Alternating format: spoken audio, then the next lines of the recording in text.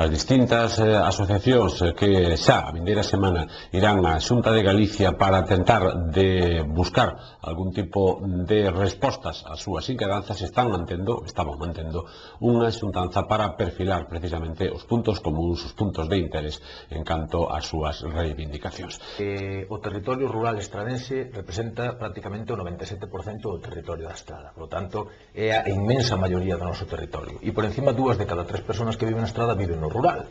Por lo tanto, nos partimos da base de que se o pexón arruína o rural, estamos arruinando a Estrada, estamos arruinando a nosa fonte de riqueza e, por lo tanto, debemos de buscar un plan que sexa equilibrado entre o desarrollo urbano e o desarrollo rural. Non queremos fixar población no rural, desde logo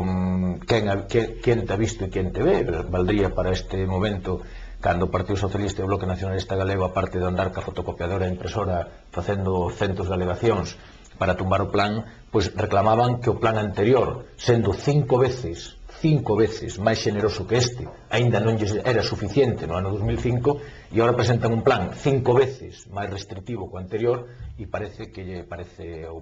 a eles lle semella agora que é un plan suficiente para a Estrada. Eu creo que no medio está a virtud, entendo que posiblemente, e hai que recoñecer errores, o plan anterior fora un plan excesivamente grande, excesivamente ambicioso. Este plan é excesivamente restrictivo. Eu creo que temos que intentar chegar a unha colaboración e a un traballo conxunto para que o plan, no punto medio, no punto equidistante entre o anterior e este, busquemos un consenso e consigamos facer un plan que sea xeneroso. En esa línea, pois como ben dís, a min se me pideu que xestionara onte unha reunión ca Dirección Xeral de Urbanismo para tratar a situación actual do plan da Estrada. Eu hoxe mesmo me puxen en contacto ca Secretaria Xeral de Urbanismo e que é a máxima autoridade competente en materia de urbanismo e nos recibirá pois, o próximo mércoles día 16 ás 12 da mañán e acompañarei eu a unha representación desas asociacións para ver en que situación está actual o plan, de que forma se pode modificar e se pode mellorar, posto que o que me trasladan a min esas asociacións é que non se fían da palabra do alcalde, e son palabras dos representantes das asociacións, e, por lo tanto, queren coñecer a información de primeira man da Dirección Xeral de Urbanismo. Eu creo que para, sobre todo, saber se é certo que o Concello mantén contactos habituais ca Dirección Xeral de Urbanismo, o cual eu xa desminto rotundamente, non é certo que se estén mantendo contactos, pois eu estou, como ben sabes, formo parte do goberno da Xunta de Galicia no Parlamento e temos contacto diario e non é certo que se estén mantendo contactos. Si é certo que hai que seguir de principio a fin esa orde da Consellería, que nos entendemos que foi unha orde feita ao dictado para cargarse o plan xeral da Estrada, nese momento era o que lle interesaba ao Partido Socialista,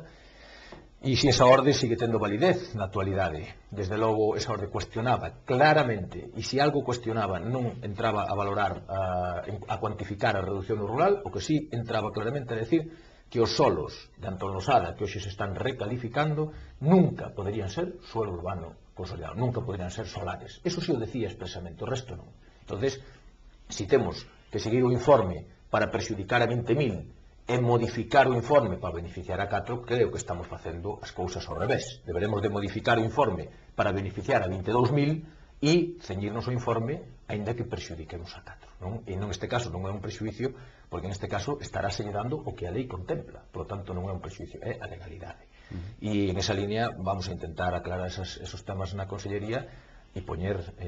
os veciños, xa que o Concello non está en condicións de darlle información, e como vimos outro día nos medios de comunicación, o alcalde se pecha en banda dicindo constantemente que é imposible facer outro plan máis ambicioso, pois vamos a ver na Consellería, que eu estou seguro que incluso sendo unha lei restrictiva é incomprensible como o propio plan da Estrada é máis restrictivo que a propia lei. A lei do suelo marca unha época distinta da construcción. Xa só se pode edificar en unhas zonas determinadas. Antes podías edificar en todo o ámbito. Agora xa só se pode edificar en 2 tipos de suelo. E por encima, o propio plan aínda é máis restrictiva que a propia lei, que o Partido Socialista, e eu lle quero recordar aquí aos veciños da Estrada, as críticas encarnizadas do Partido Socialista, que era a lei Cuíña, que era unha lei que iba a arruinar o rural, era unha lei extremadamente restrictiva, que non permitía case edificar, e curiosamente esos mismos señores socialistas e esos mismos señores nacionalistas hoxe pretenden aprobar un plan que aínda é máis restrictivo que a propia lei. Non? Paradoxas da vida, pero estes señores nos pretenden meter con calzador un plan que vai que non chega aos límites mínimos marcados pola lei. O sea, se a lei fixa uns límites mínimos, o noso plan vai todavía por debaixo desos límites e ten moito recorrido, moito, casi outro tanto de recorrido para poder chegar aos mínimos marcados pola lei. Por tanto, eu creo que